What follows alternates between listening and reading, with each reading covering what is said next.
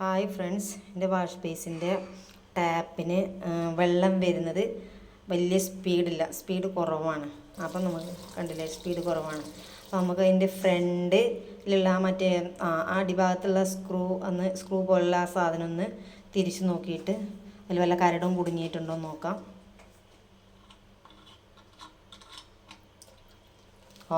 കരടുണ്ടല്ലേ. അപ്പോൾ അരിപ്പ പോലൊരു സാധനമാണ്. അപ്പോൾ അതിലിങ്ങനെ കരട് കുടുങ്ങിയിട്ടുണ്ട്. ഞാൻ പൈപ്പ് തുറന്നിട്ട് ക്ലീൻ ചെയ്യാം. കണ്ടോ, അത്രയും കരടുണ്ട്. ഇത്രയും കരട് കുടുങ്ങിയിട്ടാണ് ആ വെള്ളം വരാത്തത്. അപ്പം നിങ്ങൾ ഇതേപോലെ സ്റ്റീലിൻ്റെ ടാപ്പൊക്കെ ആകുമ്പോൾ ഈ ഫ്രണ്ട് ഭാഗത്ത് ഈ സാധനം ഉണ്ടാവും. ഇത് നല്ലോണം ഒന്ന് ക്ലീൻ ചെയ്തിട്ട് അതിൻ്റെ അരിപ്പ ചാടും കേട്ടോ. അപ്പോൾ അരിപ്പൊന്ന് നല്ലോണം ക്ലീൻ ചെയ്തിട്ട് അതൊക്കെ തിരിച്ച് വെച്ച്, അങ്ങനെയല്ല, അതിനകത്ത് തന്നെ ഇട്ടിട്ട് അത് ശരിയായി. ഞാത്തിട്ടിട്ട് ഇപ്പം മഴയൊക്കെ അല്ലേ, അപ്പം പല കരടും കാര്യങ്ങളൊക്കെ വെള്ളത്തിൽ കാണും. പിന്നെ അതുപോലെ ഒരു തുള്ളി വയലിൽ കൊടുക്കണോ?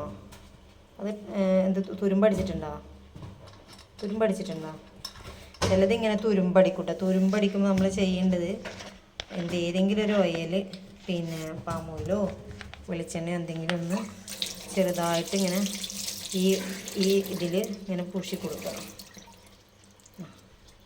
ഇനി ഫിറ്റ് ചെയ്ത് കൊടുക്കും.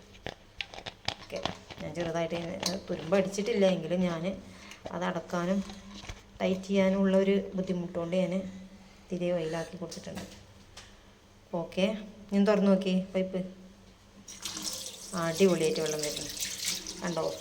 ഇങ്ങനെ നിങ്ങൾ ഇതേപോലെ സ്റ്റീലിൻ്റെ പൈപ്പൊക്കെ വെള്ളം ഇതേപോലെ സ്പീഡ് കുറയുമ്പോൾ ഇതുപോലെ ഒന്ന് ട്രൈ ചെയ്ത് നോക്കുക. Okay, thank you.